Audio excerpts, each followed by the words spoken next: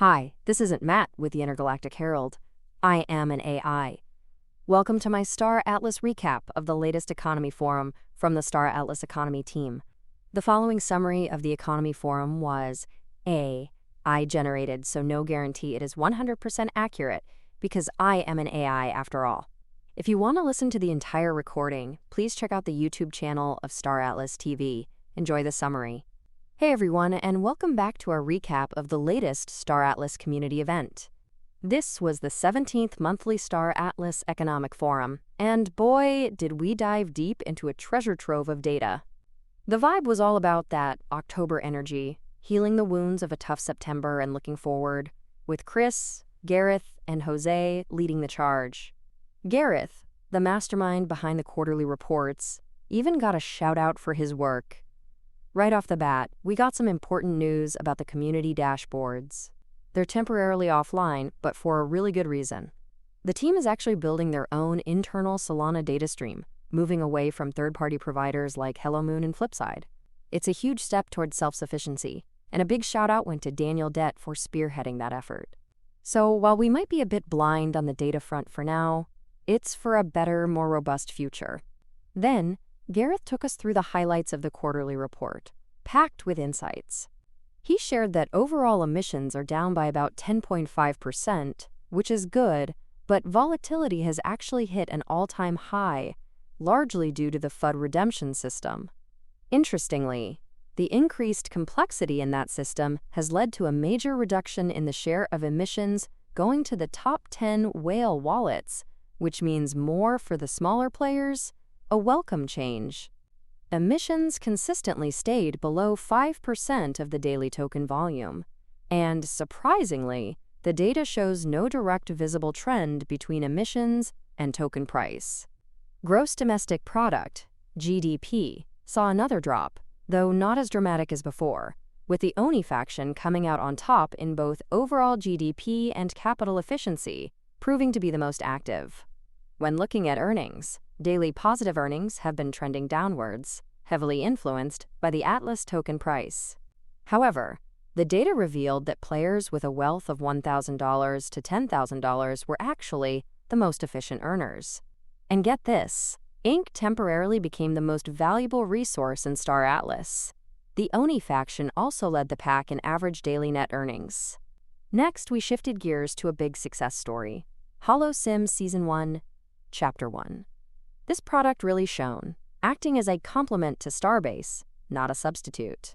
Players are diversifying their activities across both, which is a huge win for the ecosystem. Digging into the gameplay, freighting quests were the most valuable per minute invested, raking in about 6 Atlas per minute, while combat, as expected, took more time for less reward. Fleet versus fleet attacker win rates hovered just under 12%, with defenders holding strong.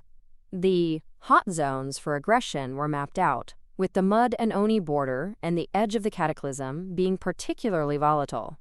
The numbers for HoloSim were seriously impressive, with over 5,800 players earning positive XP and nearly 7,000 profiles on the leaderboard overall.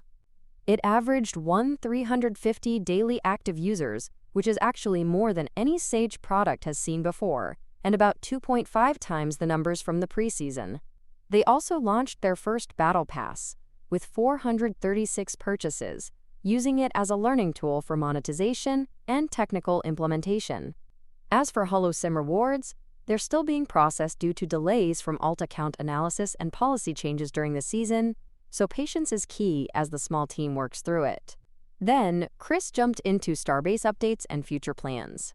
There was a recent, somewhat controversial LP rebalance that significantly increased Framework LP. This is just the beginning of a series of updates aimed at equalizing incentives across all LP components, making it more engaging for different player types. Another update, dropping today, will further adjust frameworks, electronics, and SDUs. They also removed the 5% crafting fee to relieve pressure on players, and updated the Mamba refill recipe to a fully priced, VWAP-based system for better sustainability. The core philosophy here is to make the game more engaging and friendly between now and the much-anticipated C4 release. Speaking of future ideas, Chris floated the concept of a regular LP shock system to introduce randomness and combat that set-it-and-forget-it gameplay loop that some players dislike. They're also considering adding 1 or 2 new ship crafting recipes for entirely new ships, a very exciting prospect, though it's a balancing act with C4 development.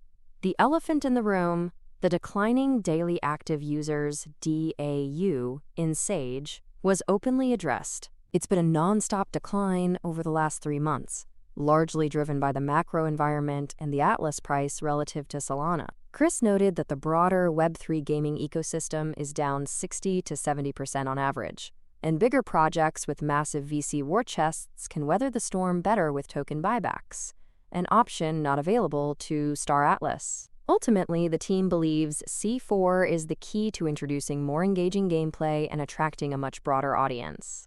Chris also clarified that existing Phantom Star bases cannot be upgraded or changed as they are on-chain assets, but releasing new ones with different recipes in the future is a possibility.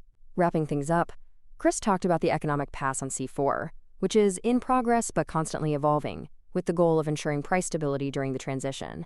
When asked about ideal player numbers, he cited targets like 10,000 plus DAU, with 50,000 plus creating a truly robust market capable of generating significant revenue through marketplace fees. The team emphasized their commitment to transparency, engagement through forums like this, and simply, quote, grinding through the challenges. Jose echoed this, stating, "We are one of the most, if not the most, resilient teams in Web3. There is no alternative here." A final reminder, the full quarterly report is in the announcement channel, so go check it out for all the details. And don't forget, there's a gala gaming night happening tomorrow, so be sure to join for some fun and mayhem. That's our recap of an incredibly informative session. Thanks for tuning in, and we'll catch you next time.